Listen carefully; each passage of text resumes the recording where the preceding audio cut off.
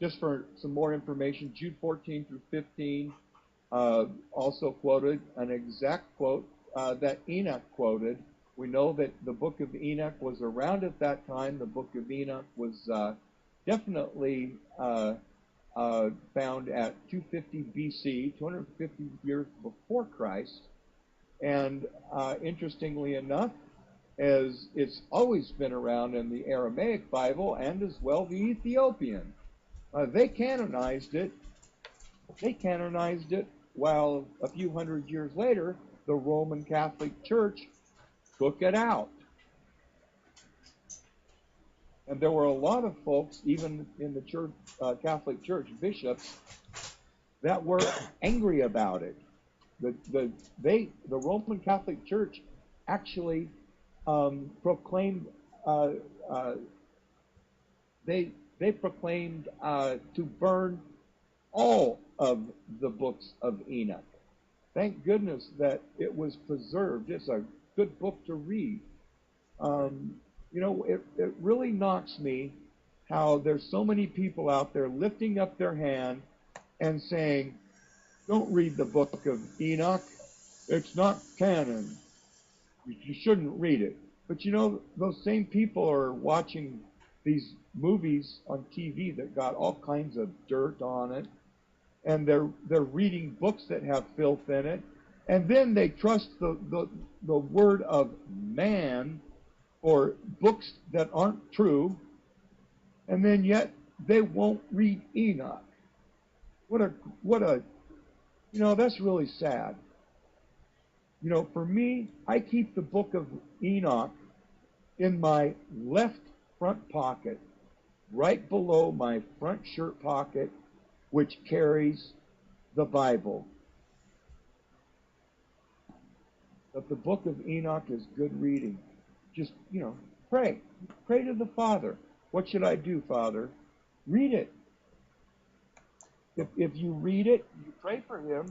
You pray him to help you understand it, to help you discern whether it's truth or not.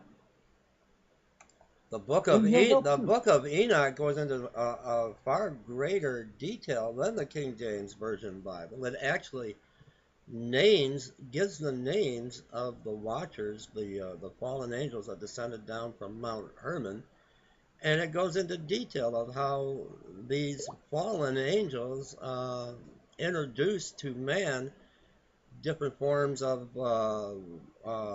working with metals and jewelry and how to forge weapons, and it's very, very detailed, and it's a shame that people just disregard that. They'd rather hold on to a Catholic doctrine that didn't want it in the canon.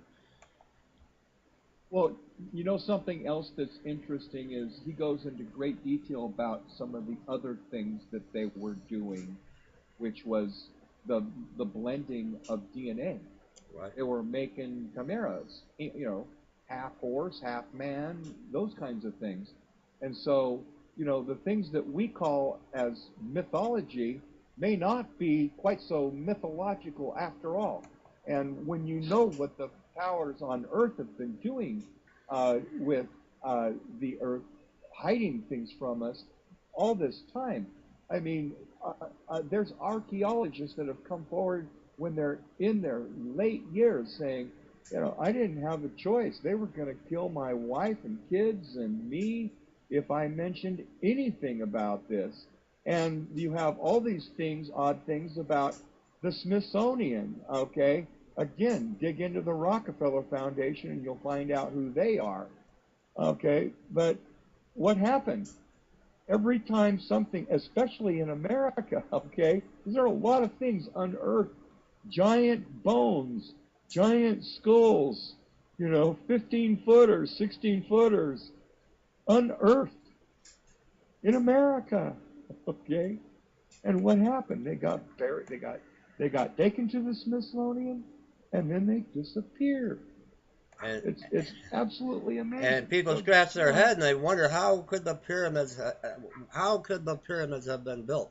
Talking about a giant of a figure of a beast with superhuman strength, 30 feet tall. That might be one of the answers.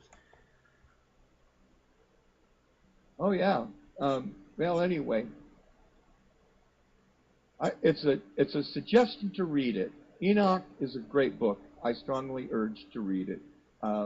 Anyway, hold on just a minute. And while you're Sorry. getting your notes together, Enoch talks about the heavenly realm and the I think it's the walls are like crystal and the sea like glass. It's just so wonderful to read.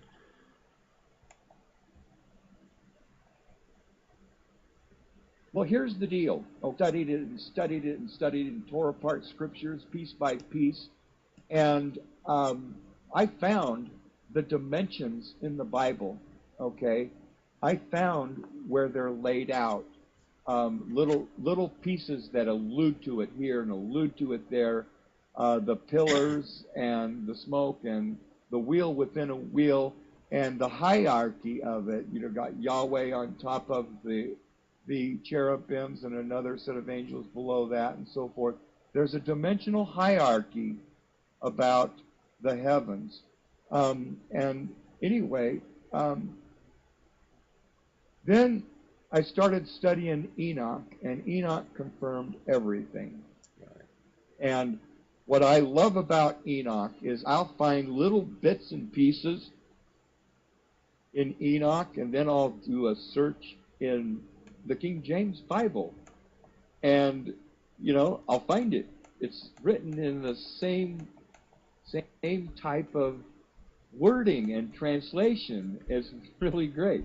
So then you find these little pieces and you find it in the Bible, and then you can expound on that verse in the Bible and go, oh, this verse really lights up now.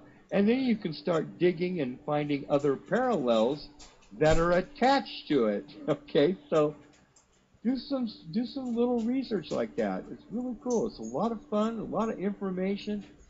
Yahweh has such a great book available for all to read and all to understand. Now, of course, as you read 1 Corinthians chapter 2, you'll find if you don't have the Holy Spirit, this is all going to be rubbish. Okay? You're not going to understand it anyway.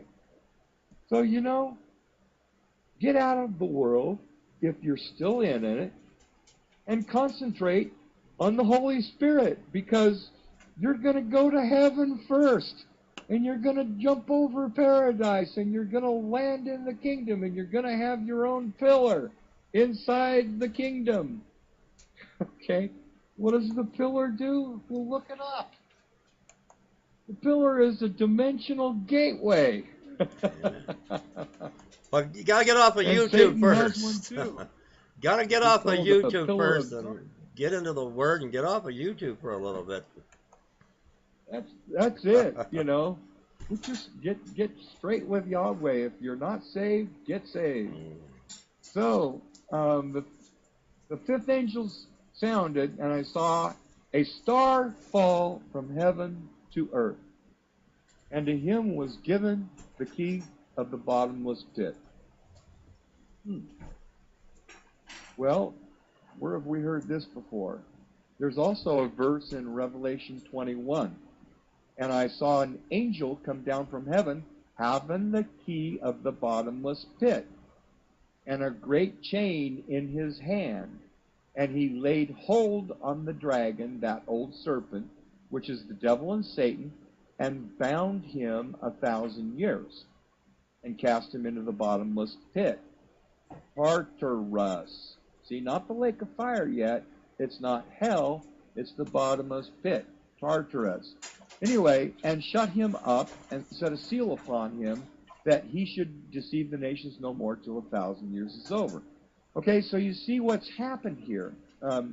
Okay, first of all, we have an angel that has the keys, at least to lock them into the bottomless pit. But who's this angel that has the key? He opened the bottomless pit. I don't know. Some people say it's Satan himself. But I see Satan in the mid-trib portion of this, so I don't believe that's so.